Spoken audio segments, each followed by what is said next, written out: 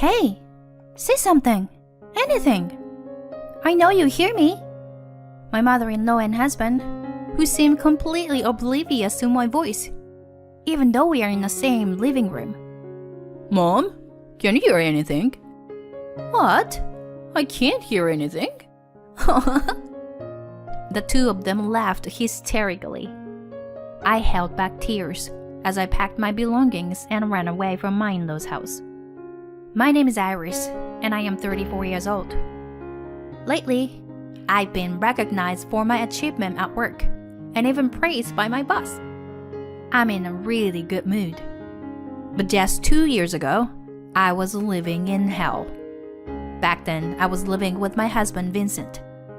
I met him at a matchmaking party. We were the same age and could talk and get along just fine. I made a promise to meet again because our conversation flowed more naturally with any other man at the party. It seemed like he hadn't talked to any other woman at the party as much as he did with me. I was nervous about going to those parties at first, but now I'm glad I went. I got to meet someone like you, Iris. When he said that, I couldn't help but blush like a young girl. From then on, we dated for about 6 months, and then he proposed to me. I accepted his proposal. Both Vincent and I were being pressured by our parents about getting married, so we were both positive about it. And then, about 3 months after our wedding... Sorry, Iris. I got really drunk after a party the other day. It seems like my wallet got stolen, and my card was used. My bank account is empty now. I can't afford our living expenses, so I was thinking of relying on my parents' help. Vincent said that to me while kneeling down and begging. I was truly surprised by his confession. Indeed, a few days earlier, when I couldn't reach him after the drinking party, I went to look for him. I found him sitting and sleeping in a corner of a nearby alley. He must have had his wallet stolen before I found him. Suddenly? Living with your parents? How about I contribute more to our living expenses for a while? When I suggested that, Vincent shook his head. Do you even know how much the mortgage is? There's no way you can afford it. His words struck a chord with me. Perhaps Vincent doesn't know how much I earn, I thought. But before I could correct him about my income, an unbelievable statement came out of his mouth. Besides, I've already talked to my mom about moving in, so you don't have to worry about anything. Huh? You've already talked to her? I felt like I was losing consciousness. I'm not particularly close with my mother-in-law. And it all started with her attitude when Vincent first brought me home. When she asked about my alma mater and where my parents work, my mother-in-law let out a big sigh. What?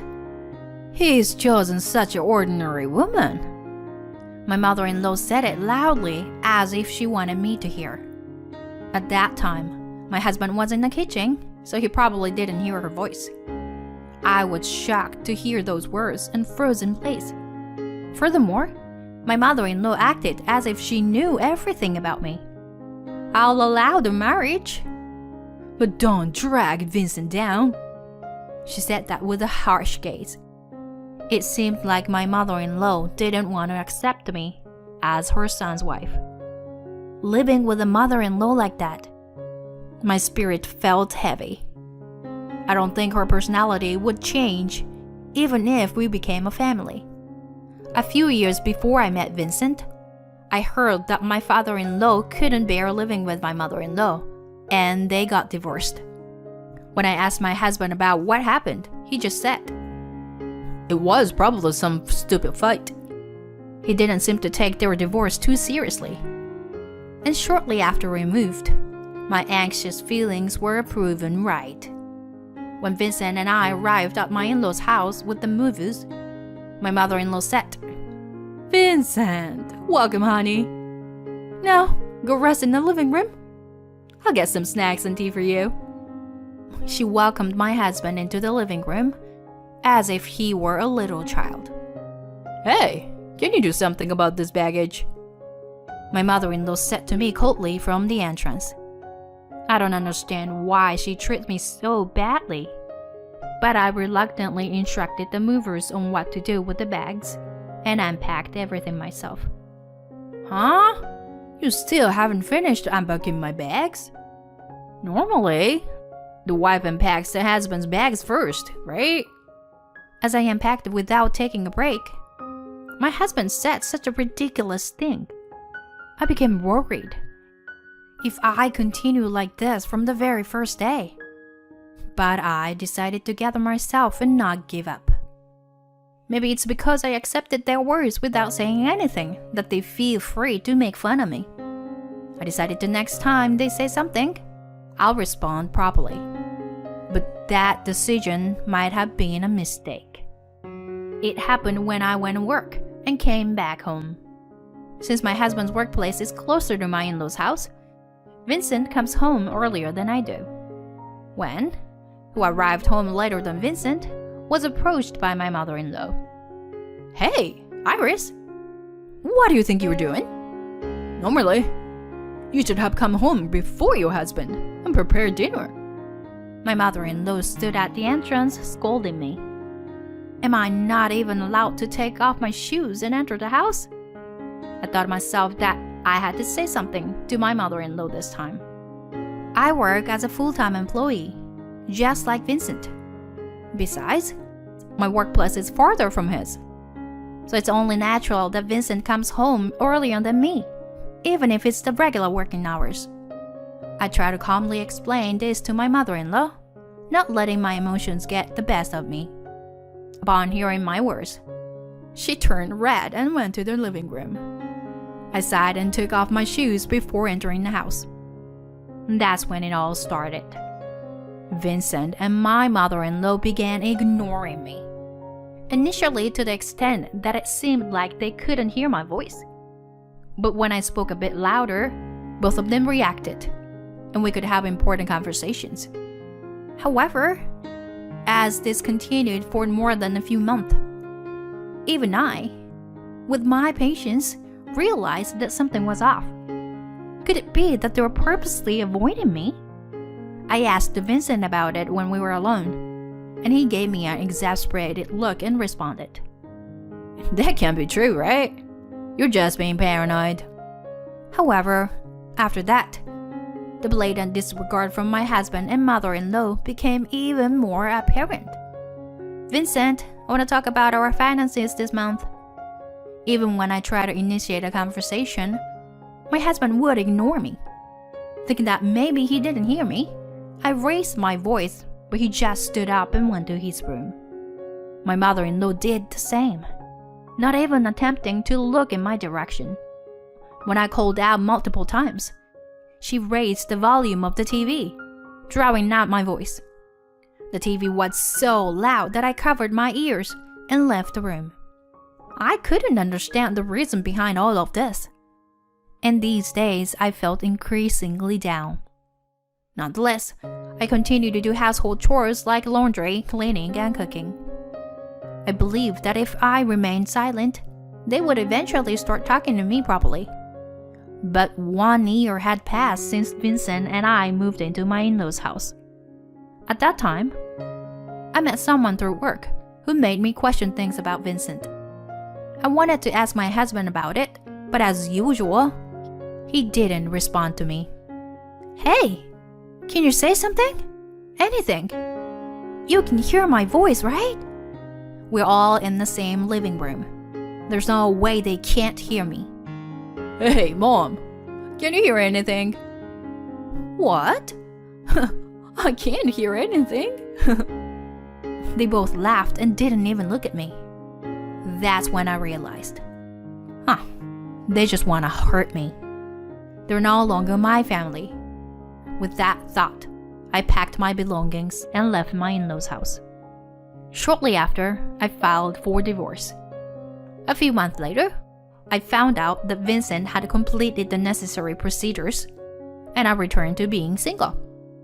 I decided to change jobs as well, because I didn't want Vincent to know about my new workplace.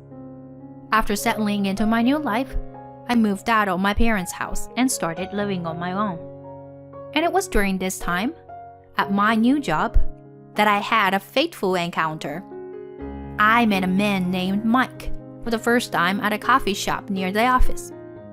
It all started when I picked up the loose change that fell out of his wallet. Oh, I'm sorry. Thank you very much. Saying that, he treated me the coffee I was buying. At that time, since we hadn't exchanged names or anything, I thought we wouldn't meet again. However, we happened to run into each other at work on another day. Mike and I had several such coincidental encounters, and about 6 months after we first met, we officially started dating. Since I had some time after meeting Mike, I felt comfortable starting a relationship with them. He also trusted me. After a few years of dating, we decided to live together with the intention of getting married. And after a while, we officially registered our marriage. By the time, I had completely forgotten about my ex-husband. However, suddenly, I received a message from Vincent. Since we hadn't been in contact, I had forgotten to block him. The abrupt email contained the following message. Mom passed away. Come to the funeral.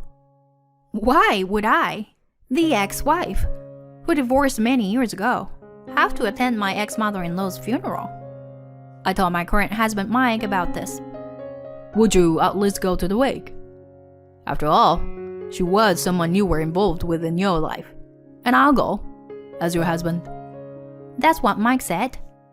But honestly, I didn't want anything to do with them ever again. However, I didn't want to be seen as someone who ignores other people, similar to how they ignored me by not attending my ex-mother-in-law's funeral. Besides, I had Mike by my side. Looking back, I can't say that I completely severed ties with Vincent in my past relationship. I merely ran away. Now, I can put a proper end to that relationship this time. Thinking that, I went to the funeral of my ex-mother-in-law with Mike.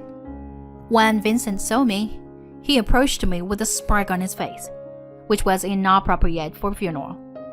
It had been years since I last saw my ex-husband, and it seemed like his face had gotten a bit rounder, perhaps due to unhealthy habits.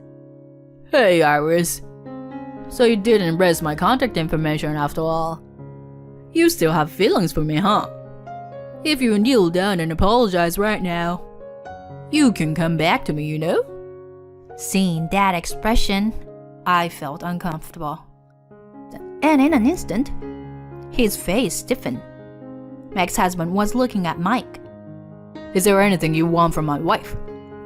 Saying that, Mike pulled my shoulder closer, his gaze cold and piercing. Upon seeing this, Vincent turned pale, trembling uncontrollably. Mr. President. Huh? I titled my head in confusion. My ex-husband's face turned pale, as if drained of color. This is... Indeed, Mike is the president of the company I work for. However, I didn't know that Vincent had any involvement with Mike. Mike? What's going on?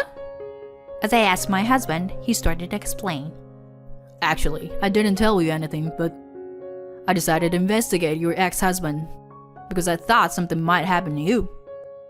And it turns out, this person was fired from his previous company. Moreover, it was for embezzlement. I widened my eyes in surprise. The truth was, Vincent wanted to move back to his parents' house because he was being demanded money after his embezzlement was exposed. Unaware of that, we started living with his mother. And sometime later, I heard from an acquaintance that Vincent had been fired from the company. I tried to confront him about it, but he and my mother-in-law continued to ignore me. So I thought it was hopeless and ran away from home. So, I was picked up by the company I'm currently working for. Mr. Smith here, the president, is a major business partner of our company. My ex-husband, sweating profusely. Then Mike, who was next to me, continued. Until now, I've turned a blind eye to what you did to my wife. Well, you and Iris are divorced now, so I try not to bring personal matters into my work. Yes, thank you. So, does that mean our business dealings will continue as it is? He, who had acted superior towards me, was now trembling like a small animal. Then I looked around. It seemed that Vincent's boss was also in attendance, and he approached us in a flustered manner. Mr. Smith, to meet you here? Anything wrong? Wiping his head with a handkerchief, Vincent's boss asked Mike. Mike let out a sigh and replied. Actually, my wife divorced this man several years ago. And at that time, he and his mother treated her so badly. When he called her to the funeral, saying she should come, I got worried about my wife and came with her. Is that true? Then he grabbed Vincent's shoulder. Vincent was avoiding eye contact as he was being questioned. And today, when he noticed my wife, he immediately told her to kneel if she wanted to remarry him. I'm glad I came with my wife. You? How dare you? Vincent's boss seemed like he was about to attack him. I have no intention to further humiliating my wife, so we'll leave now. I don't intend to speak ill of the deceased, but she treated my wife horribly, so there's no need for greetings, right? We are truly sorry. I will never let this guy bother you anymore.